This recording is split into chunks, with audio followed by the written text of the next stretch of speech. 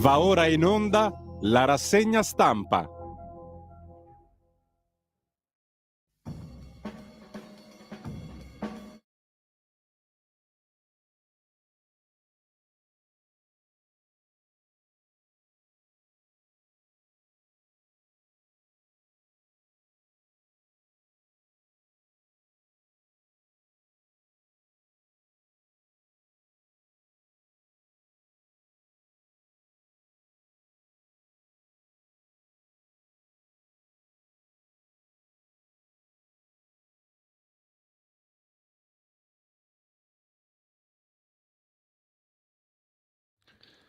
Un cordiale buongiorno a tutte le ascoltatrici e a tutti gli ascoltatori da Giulio Cainarca. Ben trovati all'appuntamento con la rassegna stampa martedì 4 aprile 7.34, è molto tardi, andiamo subito a radiolibertà.net, pagina Facebook di Radio Libertà per quello che va in onda nella giornata, pagina ad apertura dell'agenzia ANSA su Trump, l'ora della verità. I capi d'accusa sono ben 34 per l'ex presidente americano, il primo a finire sotto inchiesta penale. L'ok del giudice ai fotografi in aula per le immagini prima dell'udienza, ma niente telecamere. E Trump attacca il procuratore di Manhattan.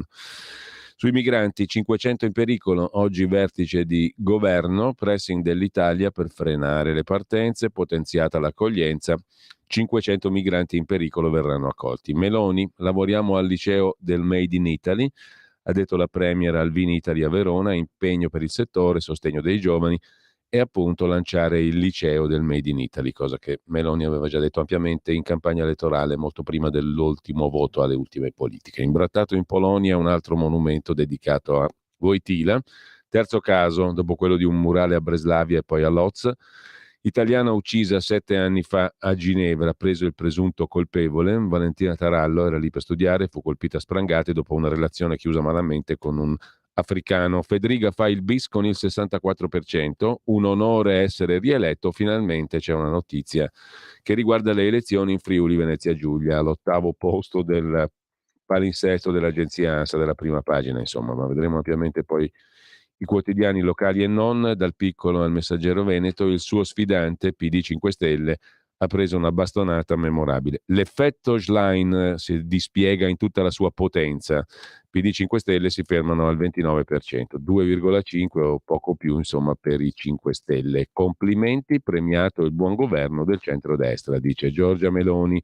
Affluenza definitiva al 45,26%, in calo, ha votato meno della metà degli elettori. Parla anche Calenda, il 18° polo, risultato per noi deludente.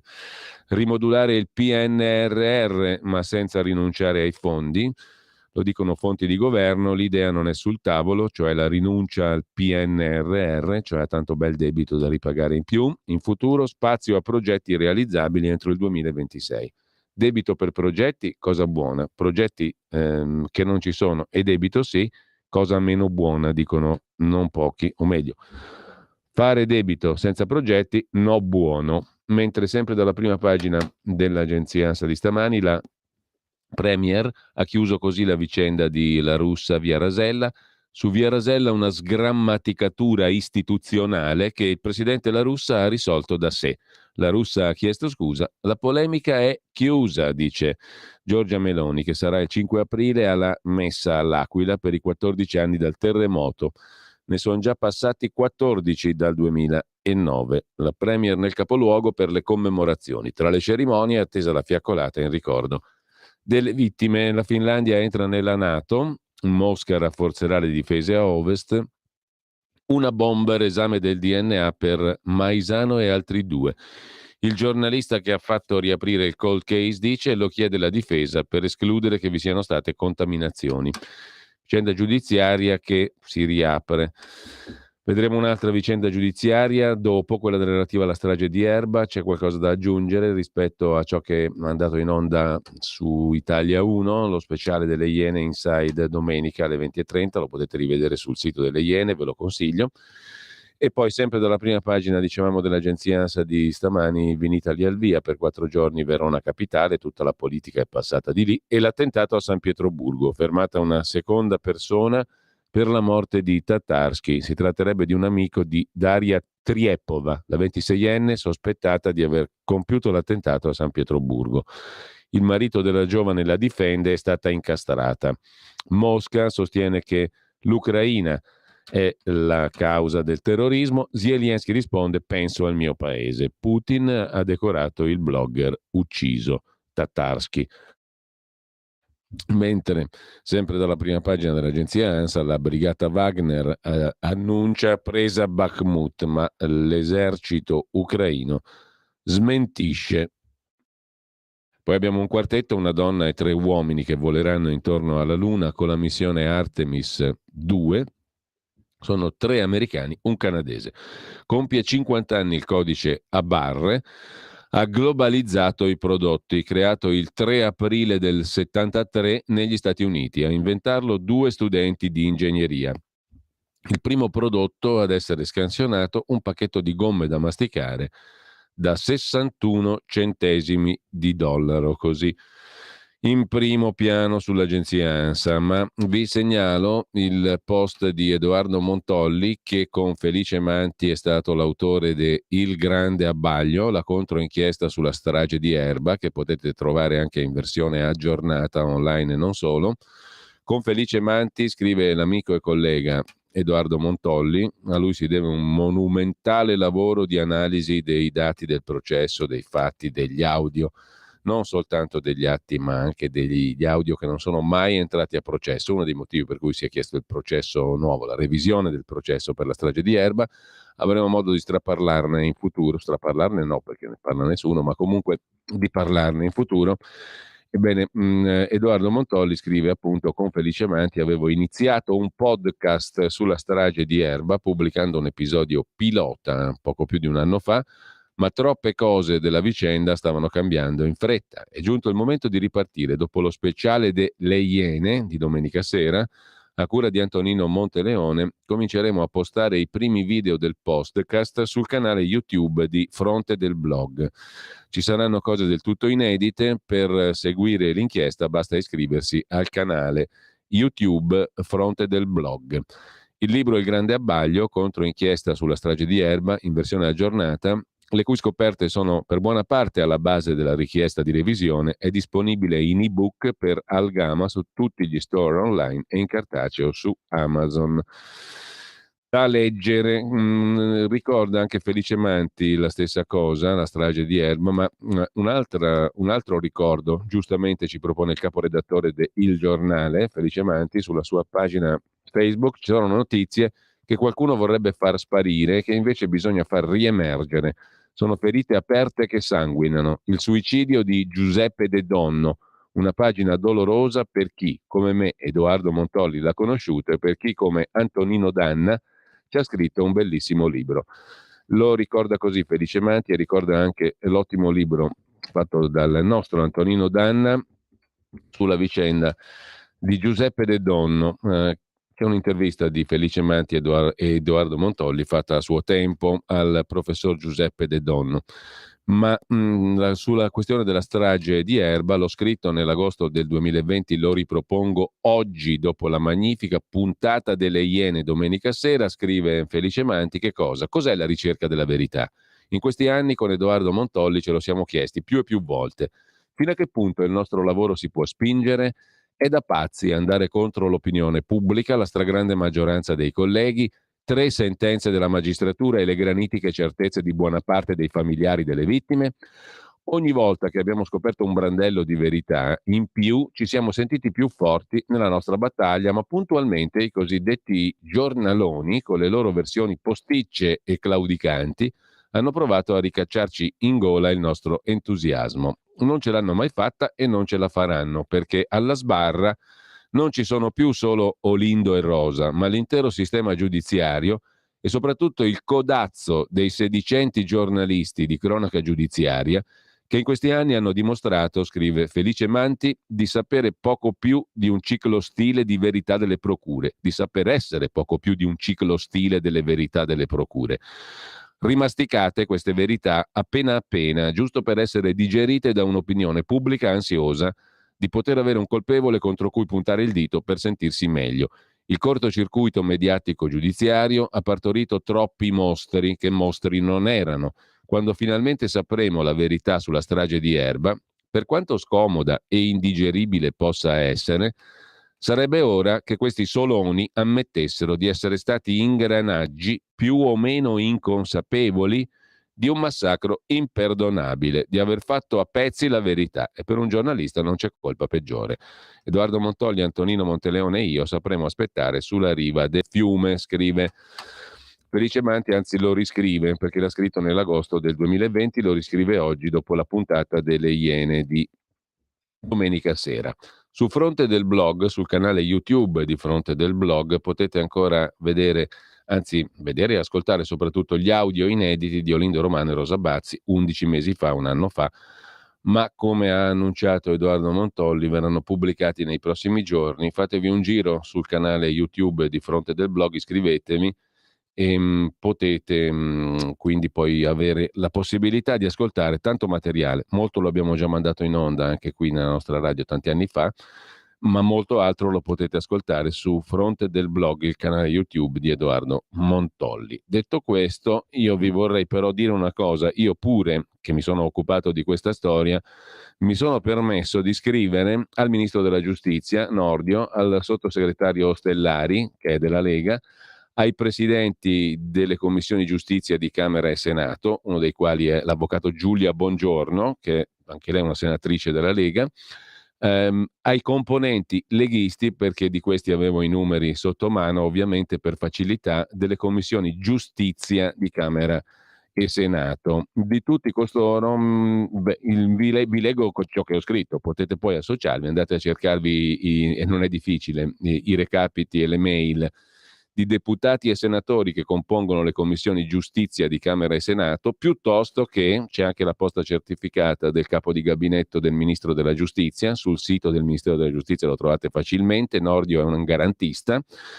In ogni caso, potete scrivere anche voi quello che vi pare in relazione a questa storia. Io mi sono sentito di scrivere questo. Mi chiamo Giulio Cainarca, sono giornalista, direttore di Radio Libertà. Da anni mi occupo della vicenda giudiziaria relativa alla cosiddetta strage di Erba, una vicenda giudiziaria ancora tutta da chiarire nonostante 3 gradi di giudizio, come da ultimo hanno magnificamente riassunto le Iene su Italia 1. Segue il link della trasmissione di domenica sera. Voglio richiamare, ho scritto a Nordio, ai sottosegretari alla giustizia, ai presidenti della Commissione Giustizia di Camera e Senato e ai relativi componenti leghisti, in questo caso non a tutti gli altri, non c'avevo gli indirizzi sotto mano, ma insomma si può fare tranquillamente. Gli indirizzi mail ci sono tutti sulla pagina della Camera, non so quanto li guardino quelle mail lì, ma fa niente.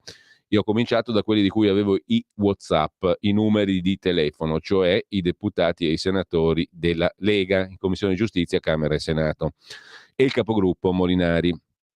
Voglio richiamare la sua vostra attenzione su quanto segue. Un aspetto solo ho evidenziato, dei tanti che non tornano nella vicenda della strage di Erba. Primo, in seguito a verifiche di fatto risulta mancante il 50% delle intercettazioni relative a momenti chiave dell'inchiesta sulla strage di Erba, che avrebbero potuto spiegare molte cose che ancora non tornano in quella vicenda.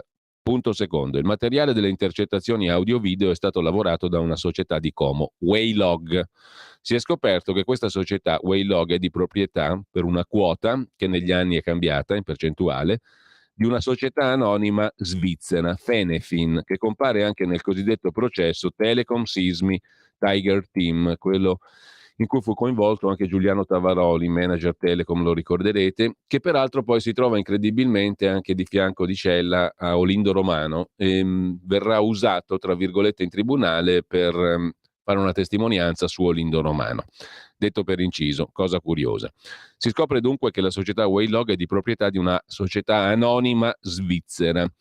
Un ex maresciallo dei carabinieri, che all'epoca dei fatti relativi alle indagini sulla strage di Erba prestava servizio presso il comando provinciale di Como, ha raccontato di aver saputo da un collega ufficiale della polizia elvetica che stava compiendo indagini che il titolare della Waylog, cioè la società che ha processato le intercettazioni mancanti in larga parte e in momenti chiave relative alla strage di Erba, il titolare della Waylog, Luca Ganzetti, aveva una società in Svizzera con un socio che si era occupato delle indagini relative alla strage di Erba. Insomma, Le intercettazioni mancano in larga parte e in momenti chiave delle indagini. Come mai mancano almeno il 50% delle intercettazioni nei momenti chiave dell'inchiesta? Sono stati sottratti documenti che potevano essere utili alla difesa. E com'è che questi documenti e queste intercettazioni audio-video sono gestiti da una società che ha un socio anonimo in Svizzera? Com'è possibile, domando a questo punto al ministro Nordio, ai sottosegretari alla giustizia, ai componenti delle commissioni giustizia di Camera e Senato, gliel'ho mandato ieri il messaggio, com'è possibile che una società anonima compia atti così delicati per conto di una procura italiana, per di più producendo risultati molto lacunosi e tali da pregiudicare i diritti della difesa di cittadini italiani, cioè Olindo e Rosa, che finiscono per essere imputati e poi condannati anche per l'impossibilità di difendersi fino in fondo a causa di queste anomalie. Mancano le intercettazioni in momenti chiave. Chiedo da cittadino, ma anche da giornalista, visto che la questione ha un rilevantissimo interesse pubblico, che sia fatta chiarezza su questo punto e che si possa sapere chi sia stato il socio anonimo della società Waylog, dalla nascita della società in questione fino ai giorni nostri. Come può lo Stato italiano e come possono i cittadini accettare che la giustizia venga amministrata in questo modo opaco e preoccupante? Ringrazio, attendo risposta a Giulio Cainarca. Di risposta ne ho avuta solo una, dall'ex magistrato, ora deputata della Lega Simonetta Matone, che peraltro in più occasioni da Bruno Vespa a porta ha manifestato la sua certezza che i due fossero colpevoli, Olindo e Rosa. Mi dispiace, ha scritto la dottoressa Matone, oggi onorevole e componente della Commissione Giustizia della Camera, ma ho letto gli atti e sono profondamente convinta della loro colpevolezza. Non è questa la sede per discuterne. Comunque, buona serata, mi risponde l'onorevole Mattone, alla quale ho risposto: per onestà gli atti li ho letti anch'io e tutto il materiale non ho alcun dubbio, con rispetto la saluto.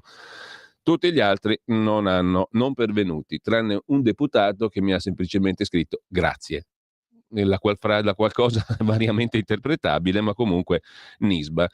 Nessuno osa prendere posizione su questa storia, che è chiarissima, lo ripeto, non c'è bisogno di far... Qui non siamo nelle parti della dietrologia, siamo dalle parti della davantologia, cioè tutto davanti agli occhi, basta volerlo guardare. Quei due lì sono innocenti, c'entrano nulla con la strage di Erba, Olindo Romano e Rosa Bazzi. Apriamo il discorso se qualcuno ha dei dubbi. Intanto, fatto del giorno, andiamo rapidamente. Scusate, ma questa qui andava detta perché sennò bla bla bla. Quando ci sono di mezzo due poveracci, tutti scappano. Guarda un po', chissà che cosa stanno proteggendo questi qua. Ognuno a suo modo. In ogni caso, vediamo subito il piccolo di Trieste, Fedriga 2, come i faraoni e i re. Fedriga 2 non è la vendetta, è la vittoria schiacciante, per quanto con una partecipazione al voto della metà circa, ma questo ormai è comune in tutte le situazioni. Comunque Fedriga ha stravinto per quanto concerne le percentuali. Le partite vinte dal presidente, l'editoriale di Roberta Gianni sul piccolo di Trieste, il governatore rieletto col 64%, Lega primo partito, Moretuzzo, il candidato effetto Schlein e Movimento 5 Stelle si ferma al 28%, con il Movimento 5 Stelle al 2,4%, una batosta memorabile. Il PD al 16,49%, Lega primo partito al 19,01%, lista Fedriga al 17,75%, Meloni al 18%, secondo partito, per quanto concerne le singole liste. Fratelli d'Italia non sfonda, scrive il piccolo di Trieste, Lega primo partito, appunto, meloniani fermi al 18,2%, 3 eletti forzisti, il PD arretra, crollano rovinosamente i 5 Stelle. Lega e lista civica del presidente conquistano 17 dei 28 seggi assegnati al centrodestra. Fuori il terzo polo, che non è terzo ma quarto, quinto, sesto, settimo, ottavo, nono, decimo a seconda delle occasioni. Esploit di Tripoli, impresa sfiorata, scrive ancora il piccolo di Trieste. Tripoli, ovvero Giorgia Tripoli, a capo di una lista battezzata Novax. La lista sarebbe quella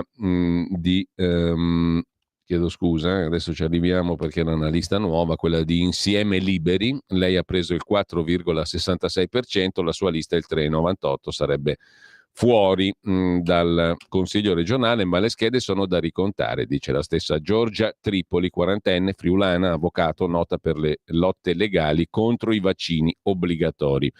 Esulta per il risultato personale, 4,66%, ma si trova fuori dal Consiglio regionale avendo la propria lista di riferimento ottenuto solo il 3,97%. Le schede da ricontare, dice Tripoli. Federica raddoppia, scrive il Messaggero Veneto, il giornale del Friuli.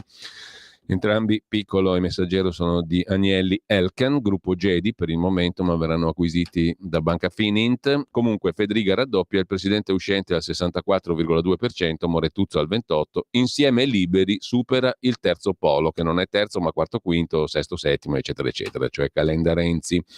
Responsabilità e programmi con la fiducia bis, scrive Paolo Mosanghini nell'editoriale. E, intervistato dal Messaggero, dice: il riconfermato Federica, non mi aspettavo una vittoria così, ora completiamo il lavoro iniziato. Nessuna facile promessa, ma tanto impegno. Adesso mi prendo qualche giorno per staccare la testa, poi penseremo alla giunta assieme ai partiti dell'alleanza. Gli assessori non verranno scelti per il peso elettorale, ma per le competenze, annuncia Federica. La mia lista civica è andata oltre le aspettative. Con appena 2 mesi di vita mi aspettavo non oltre il 10%. Ha preso più del 17% Federica. Intervistato anche sulla Stampa di Torino, stesso gruppo, stessa famiglia, Agnelli Alcangedi, consenso più largo dei partiti. Dice Federica, Fratelli d'Italia, le politiche sono un'altra cosa, avanti con investimenti su sanità e attrazione dei capitali esteri. Il mio rivale Moretuzzo è una persona seria, non ho visto un traino dalla novità di Schlein. Non mi aspettavo questo risultato della mia lista, straordinario, puntavamo al 10%, siamo ben oltre. Matteo Salvini è stato il primo a chiamarmi per congratularsi della vittoria, dice Federica. Questa regione ha bisogno di prospettive per i prossimi 20 o 30 anni. Intervista anche sul Corriere della Sera al presidente Federica, riconfermato, premiata la serietà di chi bada alla sostanza.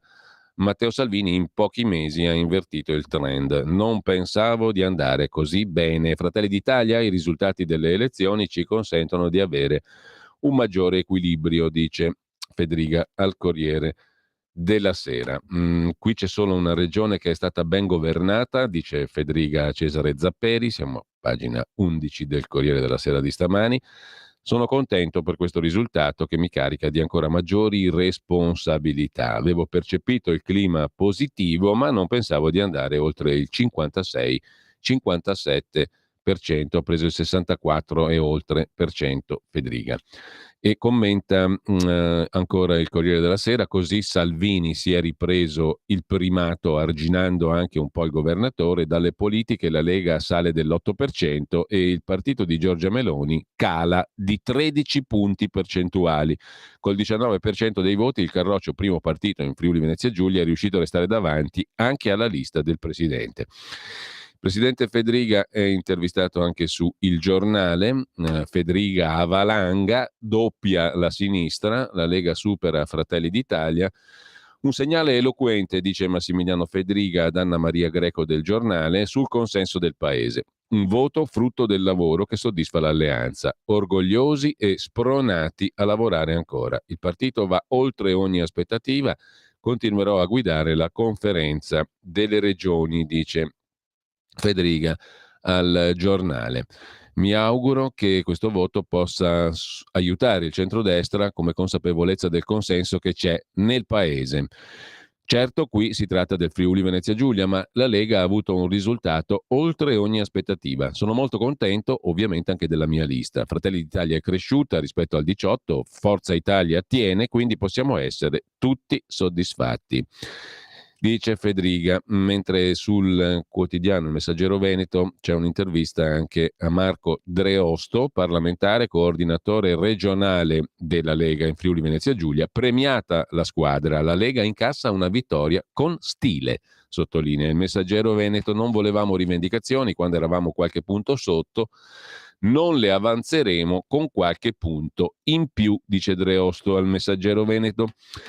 Su Italia Oggi è Carlo Valentini a occuparsi delle elezioni in Friuli Venezia Giulia, pagina 5. Federica smina l'effetto Schlein, sorpresa la lista Novax che entra in consiglio. No, non è vero, non è detto perché siamo lì sul filo 3,98, ma si vedrà. Riconfermato il presidente Federica, flessione di Fratelli d'Italia, male il cosiddetto terzo polo, lo chiamano terzo, chissà perché, delude l'alleanza PD 5 Stelle. Effetto Schlein, un effettone. Federica arriva al 63% e dopo 64,2, doppia Moretuzzo, che si presentava a capo dell'alleanza PD 5 Stelle, che stava tanto a cuore a Schlein e Conte, non è stata premiata dagli elettori. Il PD retrocede, non c'è l'effetto Schlein, scrive il quotidiano Italia Oggi. Su Tempi.it il direttore Emanuele Boffi si occupa del leghista del fare Massimiliano Federica, che stravince in Friuli Venezia Giulia e doppia il candidato di PD e 5 Stelle. Male il cosiddetto terzo polo. In sintesi, nell'area produttiva del paese, cioè dal Piemonte passando per la Lombardia, il Veneto e il Friuli Venezia Giulia, la sinistra non tocca palla.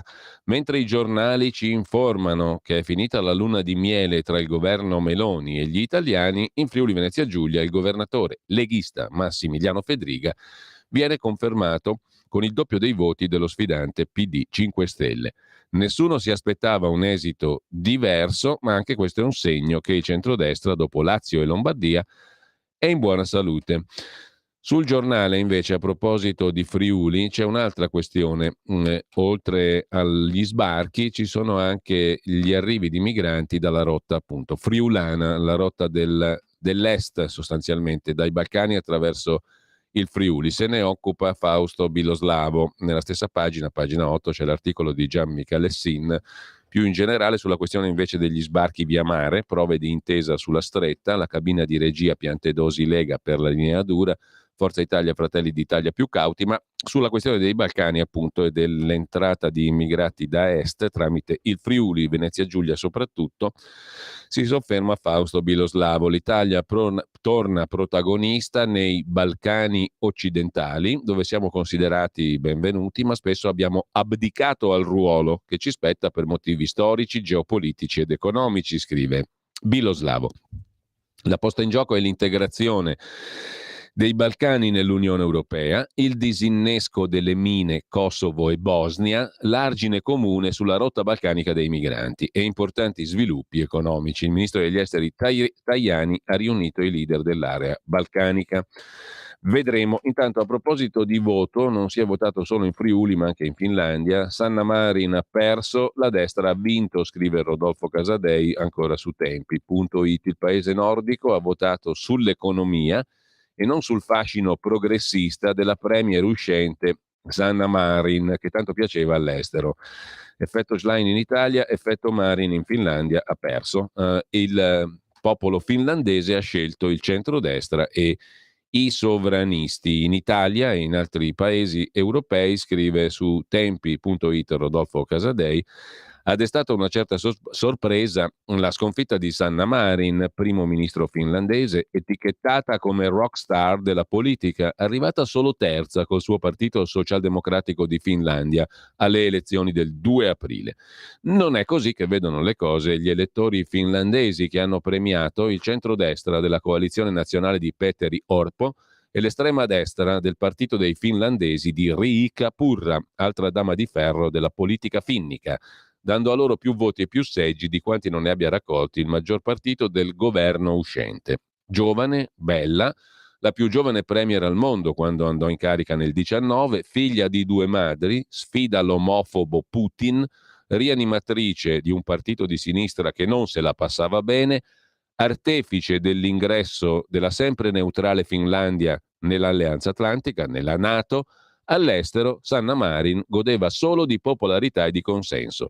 Quelle che fuori dai confini venivano considerate delle briscole imbattibili, in Finlandia sono carte consumate. Nel paese la fecondazione in vitro per le coppie di donne è legale dal 2006. Favorevoli all'adesione alla NATO il 78% dei finlandesi, senza differenze fra i vari partiti. Il punto qualificante della competizione elettorale in Finlandia non era l'adesione alla NATO o il progressismo delle leggi sulla famiglia, ma l'economia. In un paese di 5 milioni e mezzo di abitanti, a votare si sono recati poco più di 3 milioni, tasso di partecipazione intorno al 72%, non male. L'economia è normale che sia la questione che interessa di più e quello era il punto debole di Sanna Marin, che si è sforzata di incarnare la tradizionale posizione frugale, cioè rigida sui conti pubblici della Finlandia rispetto all'Unione Europea. I finlandesi hanno premiato il centrodestra sui temi dell'economia. Nel settembre scorso la premier Sanna Marin si era fatta notare in Europa per le sue dichiarazioni a favore dell'austerità. Anche queste dichiarazioni erano prese sul serio all'estero, ma non in patria, dove in Finlandia il primo ministro Sanna Marin era accusata di aver portato il rapporto debito-PIL all'attuale 73% dal 59,4% nel 2019, l'inflazione all'8,8% dall'1,1% del 2019. Così come Sanna Marin era accusata di aver gettato le basi di una recessione economica che quest'anno dovrebbe causare la diminuzione del prodotto interno lordo finlandese per la prima volta dai giorni Covid. Inutilmente Marin si è difesa attribuendo il trend alla pandemia, alla guerra in Ucraina, alla crescita dei prezzi delle materie prime. Insomma, le è andata male la sua ricetta economica e l'ha pagata per quello. Sul Corriere della Sera vi segnalo una pagina 6 sulla Finlandia. Così l'icona rock della sinistra, Sanna Marin, si è arresa a un timido ex militare, il leader del centrodestra. Orpo, ma più che sulla sovraesposizione, Marin è stata penalizzata dall'eccessiva spesa pubblica, scrive il Corriere della Sera a proposito del voto appunto in Finlandia, con un altro articolo su Purra, ovvero la nazionalista Riikka Purra, la più votata, leader del partito dei finlandesi, star delle preferenze, successo dei sovranisti ora favoriti per il governo. Come in Svezia, una possibile alleanza fra centrodestra e nazionalisti. Vedremo. Intanto vi segnalo anche la prima pagina del Quotidiano di Sicilia, lo facciamo al volo, whistleblowing. Nella lotta alla corruzione potremo contare su uno strumento in più. Whistleblowing significa chi all'interno di un'organizzazione racconta le cose che non vanno. Un'intervista al presidente dell'Autorità Nazionale Anticorruzione Busia. Lasciamo velocemente il Quotidiano di Sicilia, poi vediamo le altre prime pagine al volo. Intanto andiamo in Svizzera con il Domani, il quotidiano di Carlo De Benedetti. Il voto in Friuli Venezia Giulia spiazza tutti i partiti tranne la Lega, che ha vinto, scrive il quotidiano appunto diretto da Stefano Feltri. Il Sole 24 Ore, il quotidiano di Confindustria, si occupa delle pensioni, è assistenziale il 46,5% degli assegni pensionistici e il record va alla Calabria.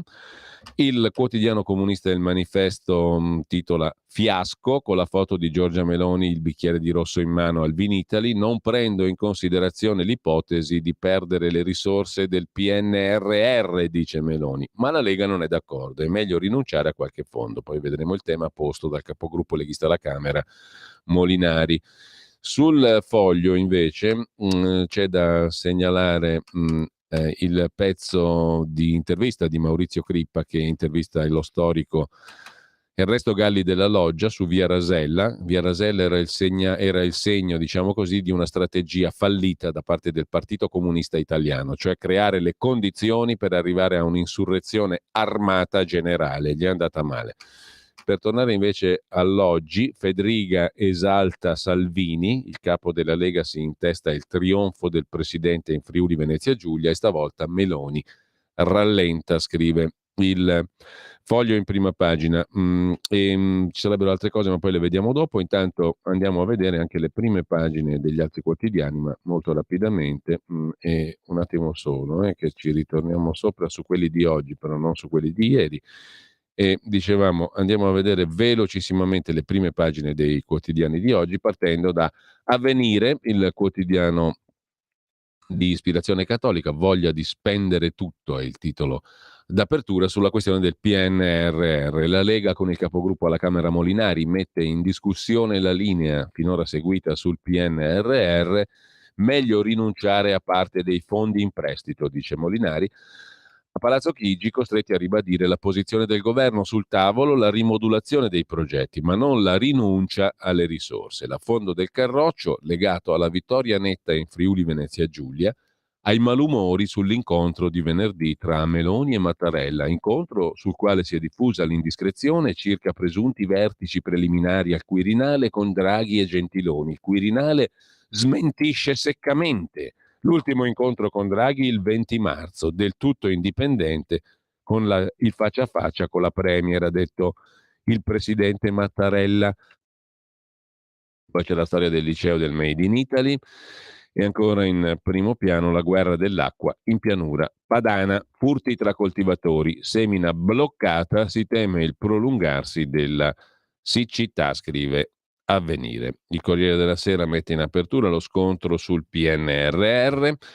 All'interno della maggioranza, il blogger russo morto, la bomba sono stata io, confessione e misteri di Daria Triepova che si è autoaccusata dell'attentato. Federica vince col 64% e doppia PD e 5 Stelle. In Friuli Venezia Giulia la Lega supera Fratelli d'Italia, scrive il Corriere della Sera. Donald Trump davanti ai giudici, oggi a New York, sarà in tribunale per il caso Stormy Daniels che lo vede incriminato, prima volta per un ex presidente, si temono disordini fomentati dai sostenitori di Trump, scrive il Corriere della Sera, ma le autorità avvertono no a violenza, intanto Trump raccoglie dollari e sale nei sondaggi. Processo Regeni, il pubblico ministero chiede di ricorrere alla Corte Costituzionale, una richiesta, quella della Procura di Roma, al giudice di ricorrere alla Corte Costituzionale e sbloccare il processo per la morte di Giulio Regeni fermo alle fasi preliminari. Il dibattimento non può iniziare perché manca la notifica agli imputati, ma l'Egitto non collabora. Così sul Corriere. Il Fatto Quotidiano apre con le braccia rubate all'agricoltura, Made in Italy. Meloni, il cognato Lollo e compagnia bella, al Vinitaly sfilano i ministri e lanciano la scuola al servizio della Confindustria. Il liceo del Made in Italy. In taglio alto Fontana, il presidente Lombardo rischia il processo, scrive il Fatto Quotidiano. Renzi intanto perde e vincono i pubblici ministeri. I casi del presidente Lombardo e del leader di Italia Viva. Il GUP, giudice dell'udienza preliminare, negò il rinvio a giudizio di Fontana, il fatto non sussiste. Ora la Procura Generale dice invece esistono ragionevoli possibilità di condanna. Si vedrà. Per le chat di Carrai al Copasir niente violazioni. Vincono i PM, perde Renzi. Chi si contenta gode.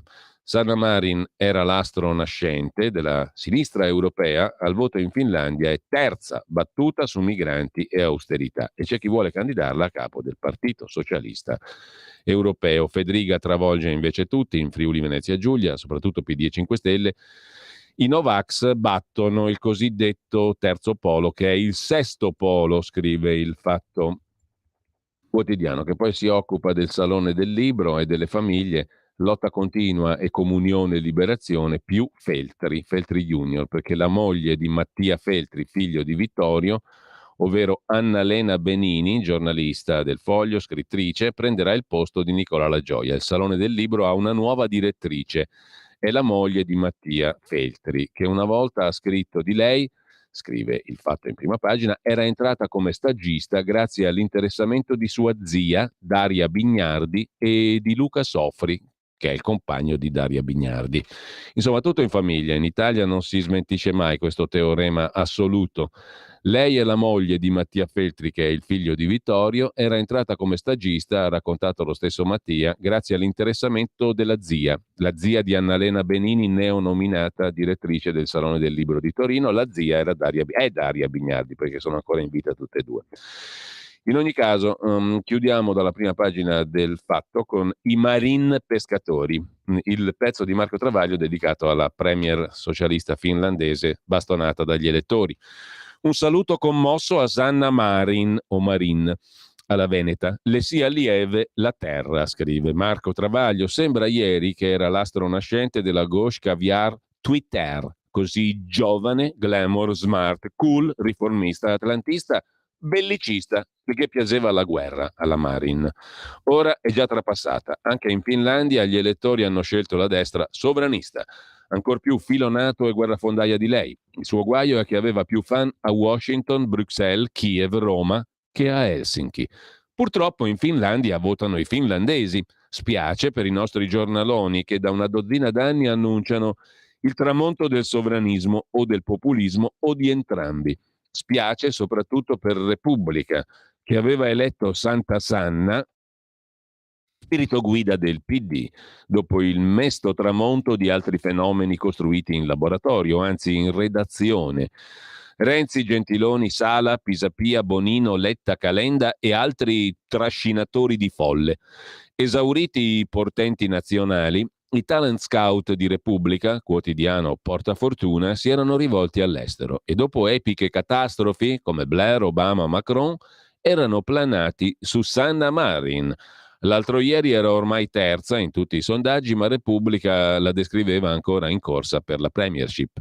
Quando Sanna Marin ha ammesso la sconfitta, Repubblica si è consolata così. Ha scritto: ecco perché Sanna Marin non ha perso la Finlandia, ma ha perso il governo. Ah, beh, ecco.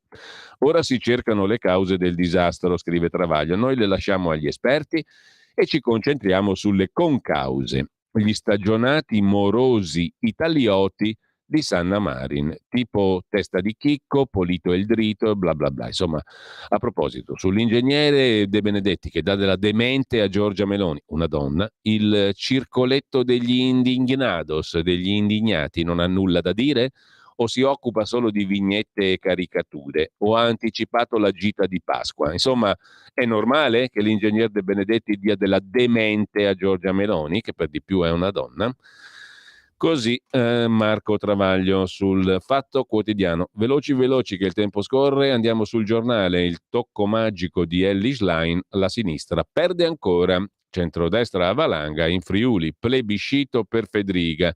Schlein fa peggio del PD di Letta. Grillini quasi scomparsi. Terzo polo, battuto pure dai Novax. Governo contro la Lega, non rinunciamo al PNRR. Meloni tira dritto, basta allarmismi sul PNRR.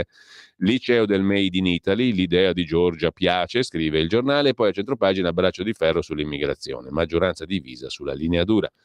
Daria Triepova, arrestata per l'attentato a San Pietroburgo, è la bombarola perfetta fra depistaggi e propaganda, scrive il giornale in prima pagina. Una mail sbugiarda alla signora Sumaoro, presidente della famosa Coop di famiglia.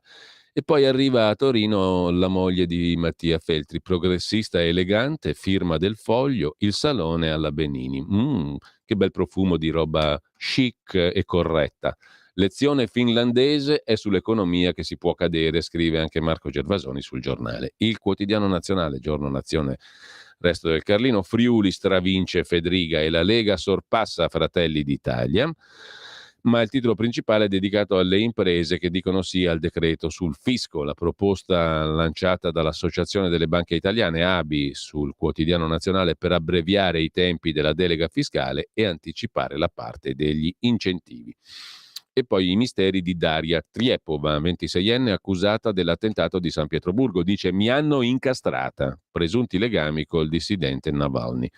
A Milano, viaggio in via Arquà fra cocaina e coltellate, la bella città, e ora gli onesti si ribellano. Un'inchiesta del quotidiano Il Giorno poi si occupa del quartiere dove siamo noi qui come Radio Libertà. La nostra sede sta ad Affori, noi afforesi da un millennio, ancorati alle radici. 100 anni della Grande Milano. 100 anni fa nasceva la Grande Milano che inglobava alcuni comuni, tra i quali Affori, Lambrate, eccetera, che erano autonomi precedentemente, erano comuni a sé.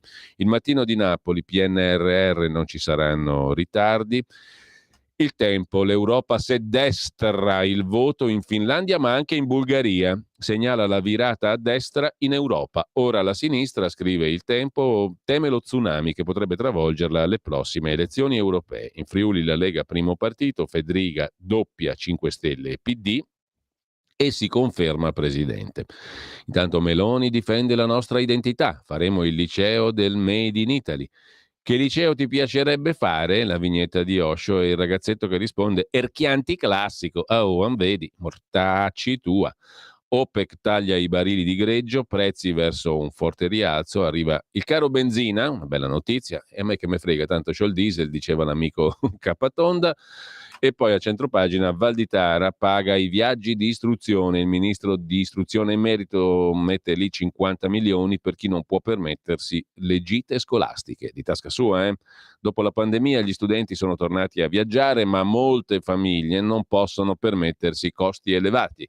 In loro soccorso arriva il ministro dell'istruzione et del merito, Giuseppe Valditara, che ha stanziato 50 milioni di euro per consentire ai meno abbienti di partecipare alle visite. Raddoppiato anche il fondo Erasmus per la formazione all'estero. E intanto lasciamo pure il quotidiano romano, Il Tempo, per andare a Repubblica. PNRR, rissa Meloni Lega, Friuli Venezia Giulia, exploit di Fedriga.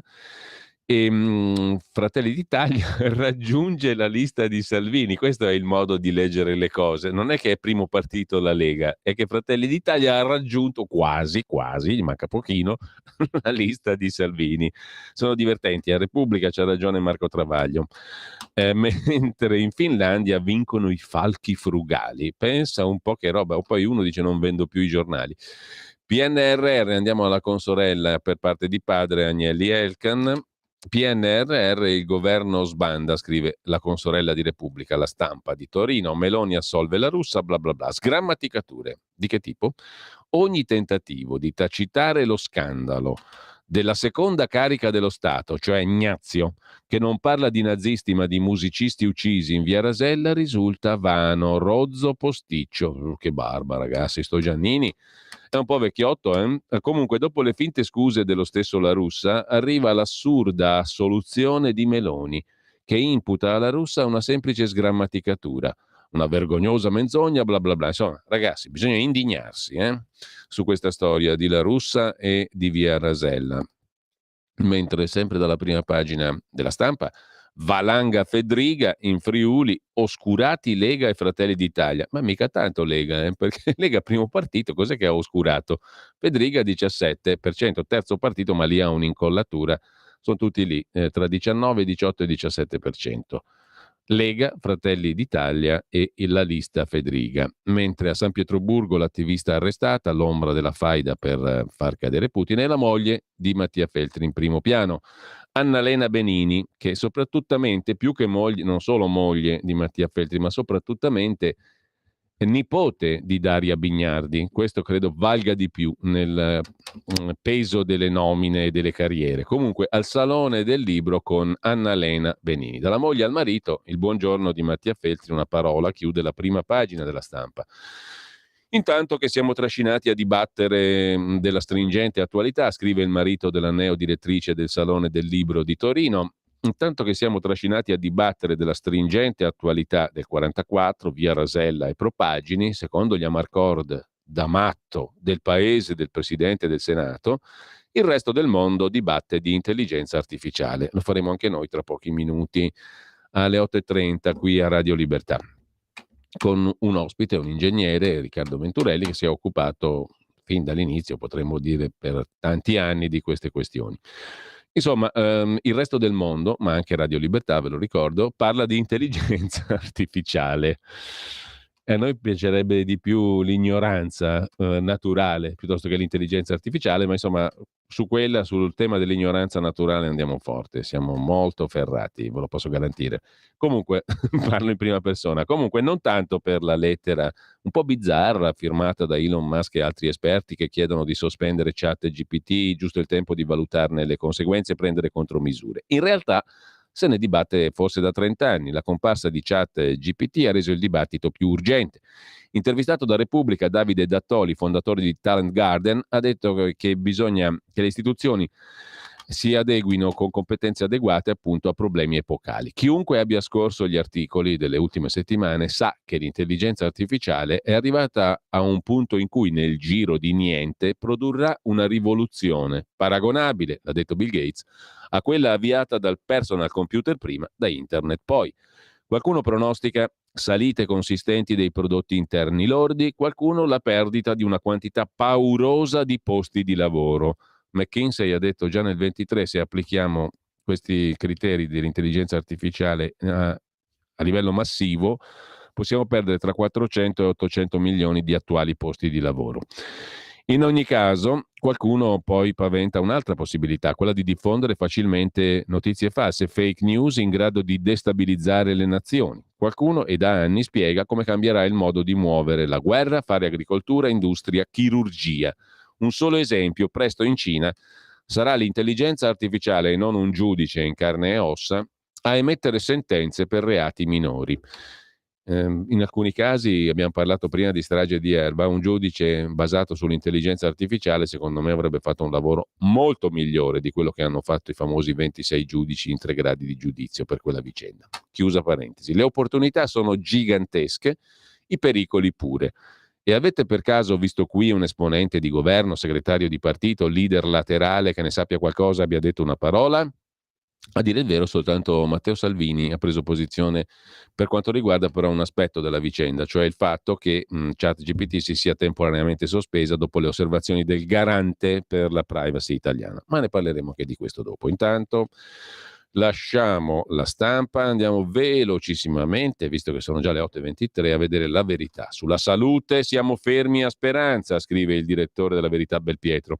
È ora che il ministro Schillaci si svegli, si dia una mossa a tutti coloro che hanno gestito male la fase Covid, sono al loro posto, a cominciare dal capo dell'Istituto Superiore di Sanità Brusaferro. Nulla per le vittime degli effetti avversi dei vaccini, silenzio sugli organici di ospedali e medici di base. Nessuna spinta per la commissione di inchiesta. Ce l'avevano promessa la commissione di inchiesta Covid, dove l'è? Domanda Belpietro. Daniele Capezzone si occupa invece di Mattarella, per avvelenare i pozzi mettono in mezzo anche il loro Mattarella. Sono i quotidiani Agnelli Elkan, Gedi, Repubblica e Stampa che sparano un retroscena sul fatto che Draghi è stato convocato al Colle prima dell'incontro di Mattarella con la Meloni. In un contesto del tipo: cerchiamo di limitare i danni di questo governo sul sacro PNRR, la pernacchia europea. Ma dal Quirinale arriva una sarcastica smentita. Si sono inventato tutto, Repubblica e Stampa. E intanto effetto Schlein, il centrodestra stravince, anche Calenda travolto, scrive Francesco Bonazzi. A centropagina: le assicurazioni adoperano già l'intelligenza artificiale, scansione ai volti, pagheremo di più. Algoritmi elaborano dati dei clienti, rischi per la privacy e per il portafogli. In particolare potrebbero crescere i prezzi delle polizze sanitarie sulla base di predizioni di malattie, scrive La Verità a centropagina. Mentre in furia il dibattito fin troppo ideologico sulle richieste di adeguamento alla privacy nostrana da parte di ChatGPT, la piattaforma di intelligenza artificiale a suo tempo fondata da Elon Musk, basta guardarsi in giro per capire che altre forme di intelligenza artificiale, compreso il cosiddetto machine learning, cioè l'autoapprendimento del software, sono già in uso.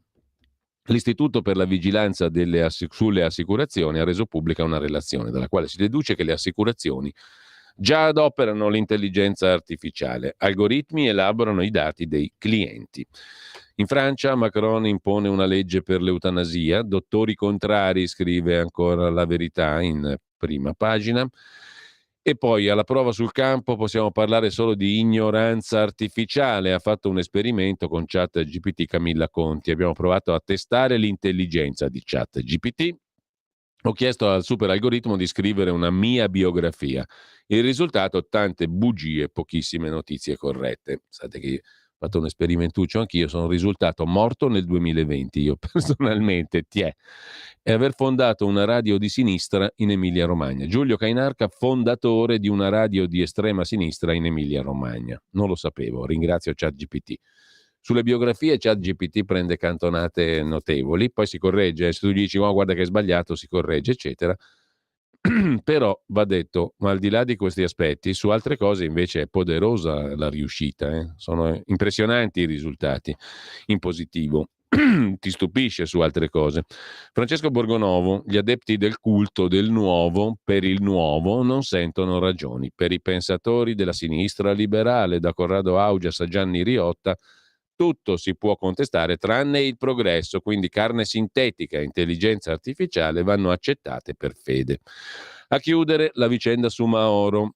Rischiano il processo la moglie e la suocera del deputato con gli stivali, Abubakar Soumahoro, il deputato ex sinistra italiana. I PM hanno chiuso le indagini sul presunto giro di false fatture per oltre 2 milioni di euro fatte con le società di famiglia, scrive La Verità in prima pagina, fatture false per oltre 2 milioni, chiuse le indagini. Paradosso del Napoli, tifosi inferociti nella stagione del trionfo, se ne occupa Giorgio Gandola, e poi che ridere, titola Libero a tutta pagina, altro che Schlein, il PD sotto di 35 punti, in Friuli stravince il centrodestra, e poi Mattarella che striglia i quotidiani rossi, Stampa e Repubblica, Massimo Giannini, Maurizio Molinari, i dilettori, sono inventati un retroscena che non c'era.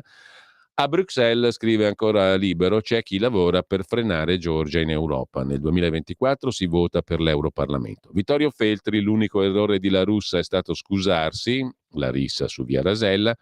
Pietro Senaldi, destra fissata col fascismo, è il contrario, le accuse da sinistra. E infine l'appunto di Filippo Facci, fesso chi legge. Marcello Pera, ex presidente del Senato, ha detto che il ministro Nordio rischia di diventare ostaggio anche lui di una cultura politica che pensa di risolvere ogni problema con la norma penale. Siccome io sono fesso, vorrei capire cosa intendesse.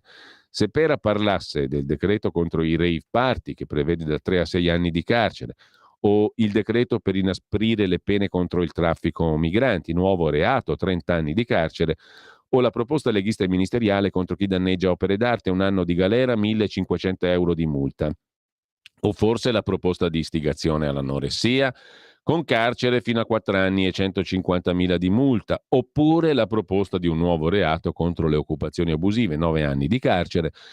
Si è ampiamente parlato di trasformare la maternità surrogata in reato universale perseguibile all'estero, 2 anni di carcere, multe fino a 1 milione, o forse no. Forse Marcello Pera si riferiva alla frase di Nordio: la giustizia non deve dare un segnale di maggior severità, ma di maggiore efficienza. O alla frase di Dante Alighieri: le leggi son, ma chi pon mano ad esse? Insomma, c'è da capire. Ora sappiamo solo che l'Italia è il paese con più leggi in Europa. Da 75 a 150.000 non c'è una stima, a fronte delle 7.000 in Francia, 5.500 in Germania. E allora come la mettiamo? Conclude Filippo Facci su Libero. Detto questo, andiamo a vedere rapidamente anche che cosa ci manca. Il Dubbio, la prima pagina del quotidiano degli avvocati italiani, troppo potere ai procuratori, l'allarme perfino dall'Associazione Nazionale Magistrati. I tribunali milanesi invece sono sempre ingolfati, l'effetto Cartabia ancora non c'è. Il 41 bis è sempre più duro, ma a Report non basta. Sigfrido Ranucci e Report chiedono sempre più carcere, sempre più duro. Riparte intanto la cessione dei crediti, titola Italia Oggi, lavori in corso per la costruzione della piattaforma privata che diventerà operativa entro giugno. Unicredit conferma la ripartenza dell'attività di acquisto e cessione crediti, scrive Italia Oggi in prima pagina. E poi Friuli Venezia Giulia, Fedriga smina l'effetto Schlein, scrive ancora il quotidiano diretto da Pierluigi Magnaschi. Con ciò abbiamo visto tutte le prime pagine, siamo arrivati alla fine di questa prima tranche, credo, della rassegna stampa. Tra poco parliamo di intelligenza artificiale. Stai ascoltando Radio Libertà. la tua voce libera, senza filtri né censura. La tua radio.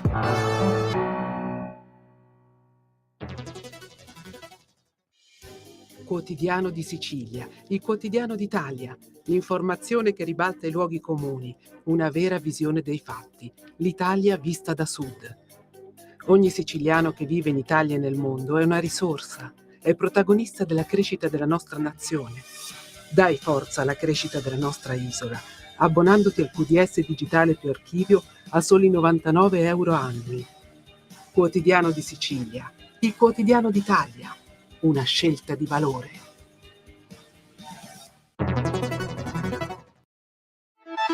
Stai ascoltando Radio Libertà.